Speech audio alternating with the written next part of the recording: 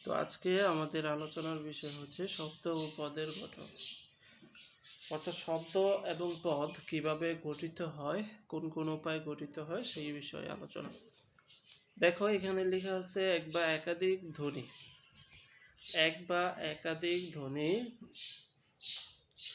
ধ্বনি দিয়ে তৈরি শব্দের মূল অংশকে শব্দমূল বলে। এই লাইনটা খুবই গুরুত্বপূর্ণ, দাগাতে পারো যে এক বা একাধিক ধ্বনি দিয়ে কি তৈরি হয়, ধ্বনি দিয়ে তৈরি শব্দমূলকে, শব্দের মূল অংশকে শব্দমূল বলে। শব্দমূলের এক নাম প্রকৃতি। শব্দমূলের এক নাম হচ্ছে প্রকৃতি। প্রকৃতি দুই ধরনের, নাম প্রকৃতি আর একটা হচ্ছে ক্রিয়া প্রকৃতি। ক্রিয়া প্রকৃতির অন্য নাম হচ্ছে ধাতু। ক্রিয়া প্রকৃতির অন্য নাম কি? ধাতু। নাম প্রকৃতি ও ধাতুর সঙ্গে ক্রিয়া কিছু শব্দাংশ যুক্ত হয়ে নতুন শব্দ তৈরি হয়। নাম প্রকৃতি এবং ধাতুর সাথে। ধাতু কোনটা? ধাতু হচ্ছে যেটা হচ্ছে ক্রিয়া প্রকৃতি, আর নাম প্রকৃতি যেটা হচ্ছে নাম প্রকৃতি। এই ধাতু এবং নাম প্রকৃতির সাথে কিছু শব্দের অংশ যুক্ত হয়, যুক্ত হইয়া নতুন শব্দ তৈরি করে। নাম প্রকৃতির উদাহরণ এখানে দেওয়া আছে, দেখো যেমন মা, গাছ, শির, লতা ইত্যাদি। এগুলো হচ্ছে নাম প্রকৃতি, এগুলো দ্বারা নাম বোঝায় বা এগুলো দ্বারা কোনো শব্দ বোঝায়, নাম বোঝায়। হ্যাঁ, আর ধাতুর উদাহরণ কি? কর, যা, চল, দ্রে। ধাতু মানে হচ্ছে যেটা দ্বারা কিছুটা কাজ করা বোঝায়, ঠিক আছে? সেগুলো হচ্ছে ধাতুর উদাহরণ। তারপরে একটু খেয়াল করো পরে নিচে, নাম প্রকৃতি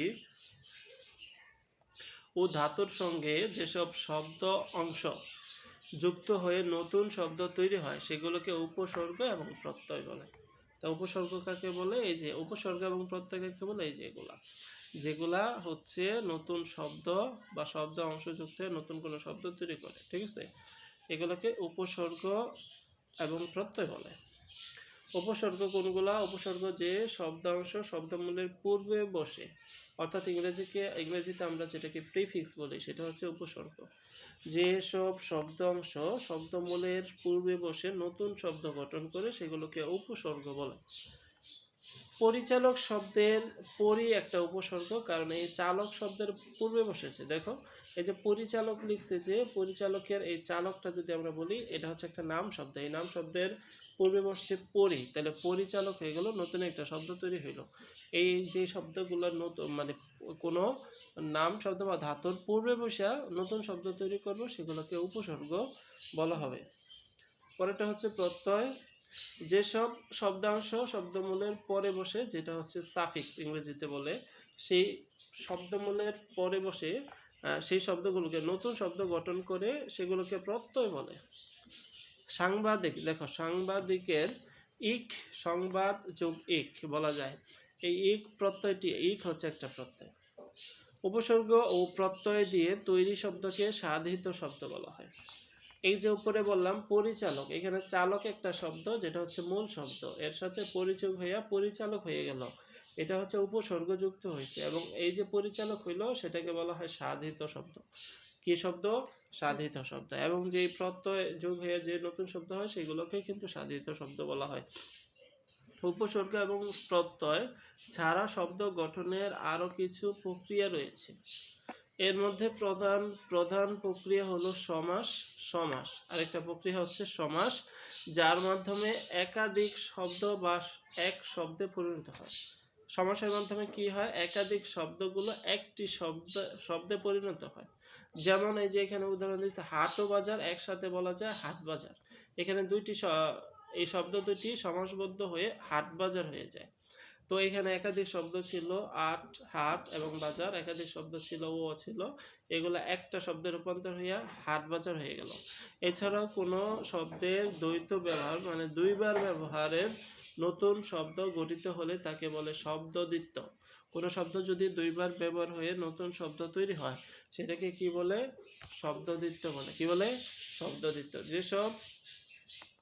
যেমন ঠক এবং ঠক মিলে হয়ে গেল ঠক ঠক, এটা একটা শব্দদ্বিত্ব। অর্থাৎ দুই বা ততোধিক শব্দ মিলে যদি একটা মানে দ্বৈত ব্যবহারের ফলে, একই শব্দ দুইবার ব্যবহারের ফলে যদি নতুন শব্দ তৈরি হয় সেটা হচ্ছে শব্দদ্বিত্ব। একইভাবে অঙ্ক অনুরূপ ধ্বনি টঙ্ক মিলে হয়ে গেল অঙ্ক টঙ্ক। এই যে একই রকম অঙ্কের সাথে অনুরূপ ধ্বনি হচ্ছে টঙ্ক, এই দুইটা মিলে হয়ে গেল অঙ্ক টঙ্ক, একটা নতুন শব্দ হলো। তাহলে আমরা দেখলাম উপসর্গ প্রত্যয় দিয়েও নতুন শব্দ হতে পারে, সমাসের মাধ্যমেও নতুন শব্দ হতে পারে, এবং নিচে শব্দদ্বিত্বের মাধ্যমে নতুন শব্দ গঠন হতে পারে। তারপরে আমরা আরেকটু নিচে দেখি, শব্দ যখন বাক্যের মাঝে থাকে, শব্দ যখন বাক্যের মাঝে থাকে তখন তার নাম হয় পদ। এক একটা শব্দ যখন বাক্যের মাঝে থাকে সেটার নাম কি হয়? পদ হয়। আমরা জানি বাক্যের প্রত্যেকটি শব্দই এক একটা পদ।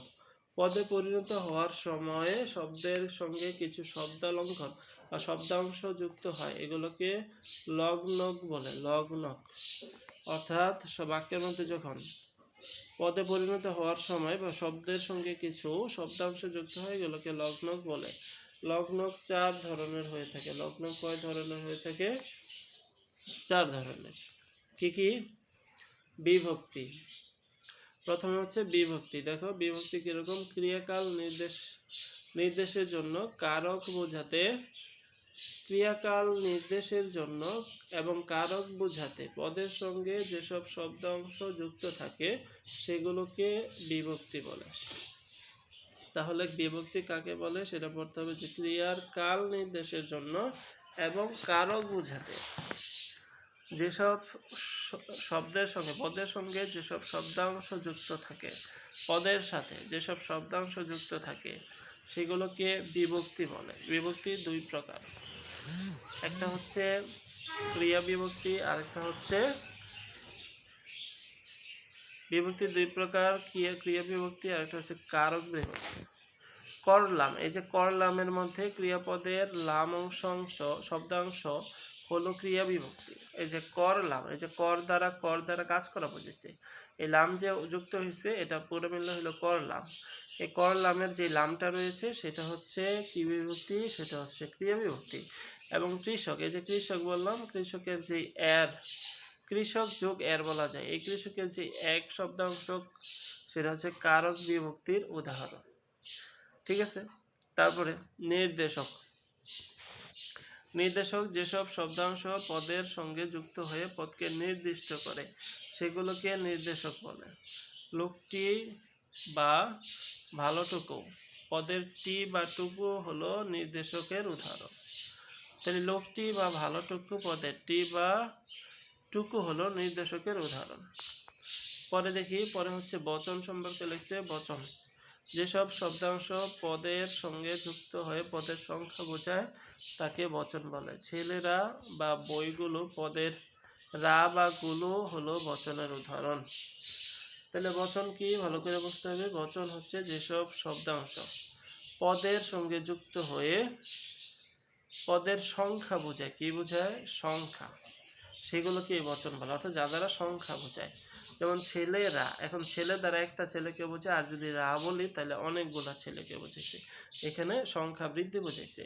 আবার বইগুলো, এগুলো এই যে রা এবং গুলো বললাম, এগুলো হচ্ছে এক একটা বচন। তাহলে পেলাম বচন, নির্দেশক, বিভক্তি। তারপরে দেখো বচনের পরে আছে বলক। যেসব শব্দাংশ শব্দের সঙ্গে যুক্ত হলে বক্তব্য জোরালো হয় সেগুলোকে বলক বলে। যেমন বলি তখনই, তখনই, এখনো। পদের ই এবং ও হচ্ছে ই এবং ও হচ্ছে কি? ই এবং ও হচ্ছে বলকের উদাহরণ। ঠিক আছে।